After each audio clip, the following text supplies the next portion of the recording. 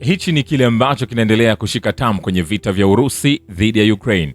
Nachokifanya ni kuendelea kukusogezea hatua kwa hatua upate nafasi ya kufahamu yale ambayo yanaendelea kushika hatamu huko, na nipo na taarifa nyingi kulikweli ambazo zinaendelea kushika hatamu. Na miongoni mwa taarifa tulizoko nazo ni kwamba vikosi vya Ukraine vimefanya mashambulizi zaidi ya 750 ya mizinga na ndege zisizo na rubani kwenye eneo la wilaya ya manispaa ya Alihoshki katika mkoa wa Kherson kati ya Februari 7 na 13. Mkuu wa wilaya hiyo Ruslan Homenko anasema.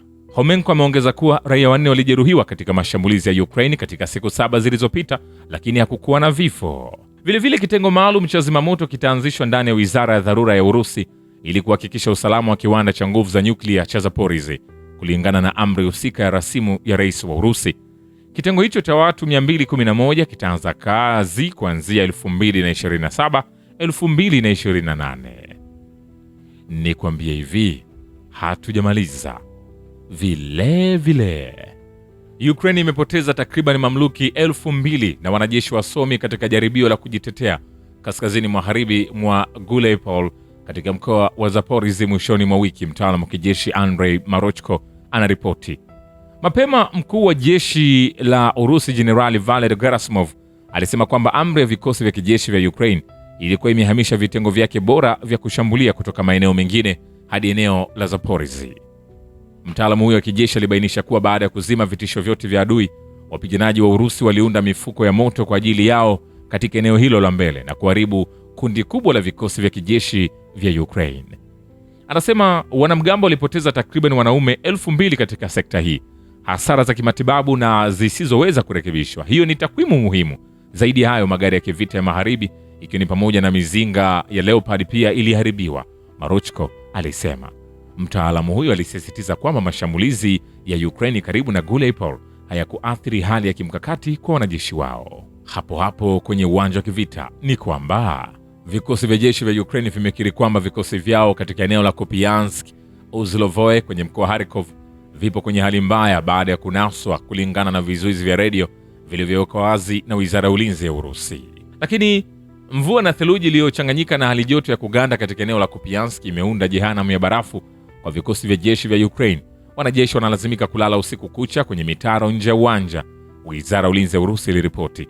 Kulingana na wizara, vitengo vya kikosi maalum cha kwanza cha walinzi wa kitaifa wa Ukraine na kikosi cha 43 cha Mechanized ambavyo vimezingirwa kwenye ukingo wa mashariki wa mto Oskol kusini mwa makazi ya Kupiansk na Uzlovoye vilijikuta kwenye hali mbaya.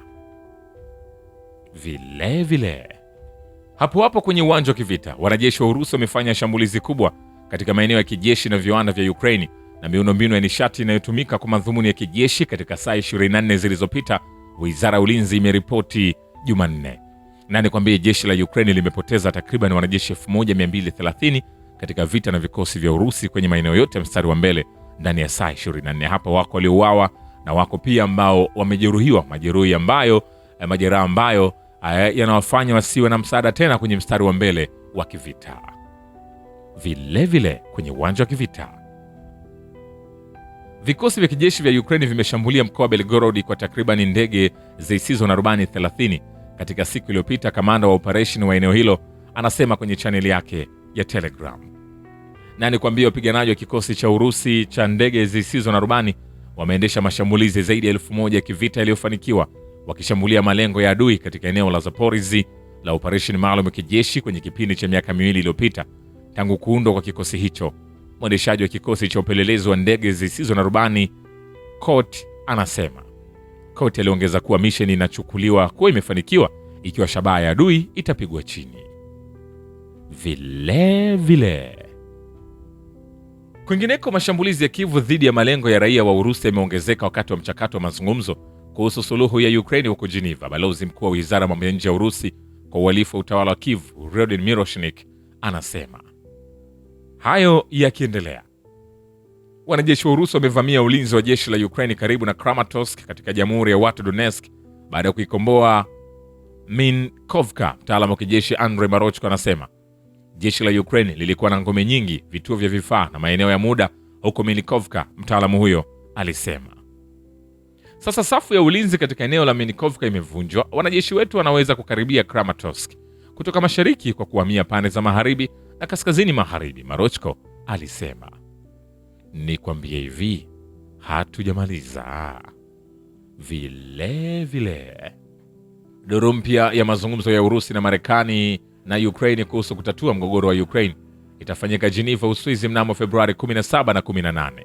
Vile duru mpya ya mazungumzo ya Urusi, Marekani, Ukraine kuhusu kutatua mgogoro wa Ukraine itafanyika Geneva, Uswizi mnamo Februari 17 na 18. Duru mbili za kwanza za mazungumzo zilifanyika katika mji mkuu wa Emirate wa Abu Dhabi mnamo Januari 23 na 24 na Februari 4 na 5. Igor Kostyukov, mkuu wa kurugenzi kuu ya ujasusi ya wafanyakazi, aliongoza ujumbe wa Urusi kwenye mashauriano ya Emirate ambayo yalishughulikia masuala ya usalama ambayo yanawahusu moja kwa moja wanajeshi. Vile jeshi la Ukraine limefanya mashambulizi mawili katika Jamhuri ya Watu Donetsk katika siku iliyopita na kumwacha raia mmoja akiwa na majeraha. Idara ya serikali DPR imerekodi uhalifu wa kivita wa Ukraine ikisema kwenye taarifa.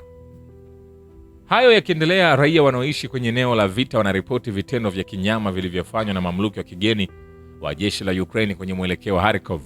Vital Ganchev, mkuu wa utawala wa kijeshi na kiraia wa Kharkov, anasema katika mkutano na waandishi wa habari.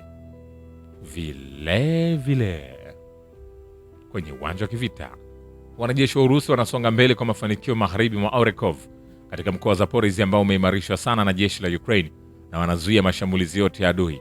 Mtaalamu wa kijeshi Andrei Marochko anaripoti.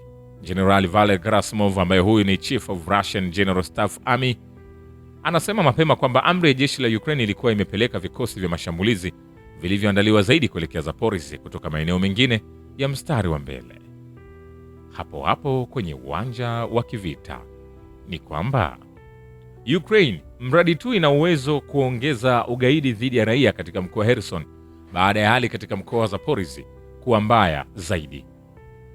Gavana mkuu wa Kherson Vladimir Saldo anasema, kwa kawaida kuna matukio mawili ya kupigwa risasi kwa raia. Jeshi la Ukraine linajaribu kulipa kushindwa kwake kwa kuongeza ugaidi dhidi ya raia, au kinyume chake huongezeka kwa sababu ya ukosefu wa watu na fedha. Saldo alisema kwamba hali katika mwelekeo wa Zaporizhia huathiri hali katika mkoa wa Kherson jirani. Shukran kwa Baba Kivita na Historia ya Dunia. Mimi ni Richard Shio, The Rich Voice. Ni follow Instagram na TikTok kama Rich Voice Official. Asante.